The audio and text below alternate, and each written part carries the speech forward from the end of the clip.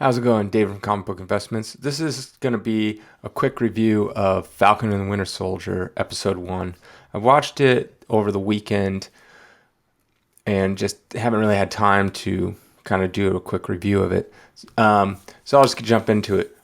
First thing I notice is the graphics, not the graphics, like the CGI and the action scenes are top notch. Like, I would never think that this is a TV show. It seems just in line, just as quality as like an MCU movie that costs hundreds of millions of dollars.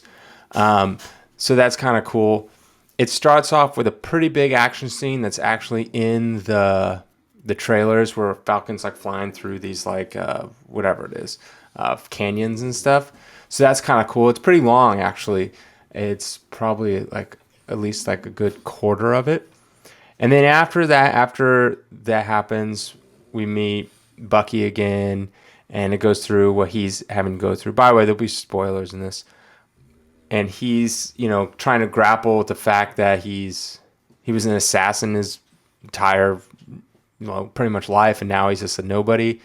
So he's trying to figure out what he can do. He's trying to make amends for like sins that he committed. Like there's this one guy he's friends with, this older guy, because he killed his son randomly, who wasn't like a target or anything, was just happened to be in the wrong place, wrong time. So he's been trying to tell this guy that, hey, the reason why your son's dead is because of me. So there's that.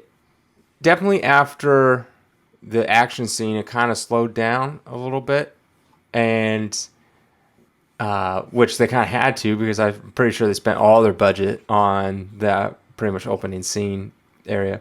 And then also comes to an interesting point where Falcon's trying to get a loan, but he can't because he really doesn't have a job. He's like an Avenger, and they're like, well, don't they pay you? And he's like, well, no, you just kind of do it out of goodwill or whatever. So that was kind of interesting. I would assume that Tony Stark would have put him on some kind of payroll, but then again, Tony Stark's dead, so I don't know exactly how that works, and I guess they don't make any money. They just do it out of the goodness of their heart.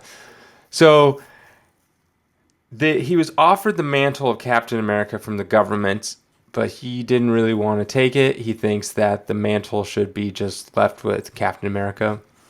And so then at the end of it, it's revealed he's called the U.S. agent in the comic books. I don't know what he's going to be called here. But basically the same thing. It's like when Captain America went kind of rogue, the U.S. government needed a new Captain America, so they got a new one, and his name was U.S. Agent. I think the guy's name is John Walker. So at the very end of this episode, they showcase, hey, here's our new Captain America. His suit is a little different, but he still has Captain America's shield and stuff. And I think it's going to be called the U.S. Agent. But yeah, I mean, overall, the episode was really good. Definitely hooked me. I love this kind of stuff anyways. Going into the MCU, Captain America was never like my favorite.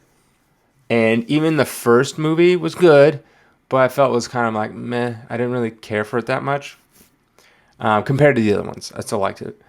But after Winter Soldier, I loved Captain America. He became my favorite. Captain America was my favorite in the MCU. Hulk is always like my favorite superhero, but I feel like Avengers 1, Hulk was great, but I feel like Avengers 3 and 4, they didn't do him justice.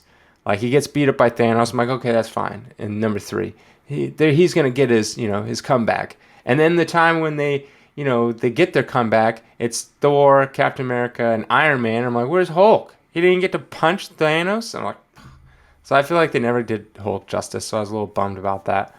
But overall, the MCU, Captain America is like my favorite, probably. I loved Winter Soldier. It's probably one of my favorite MCU movies. That and Doctor Strange. And then Civil War was really good too. But yeah, I would suggest this if you're into this kind of stuff. It's good. I'm just amazed at the quality. Like, it doesn't seem like a TV show at all. It seems like a straight up movie. And I'm super surprised they're able to do that.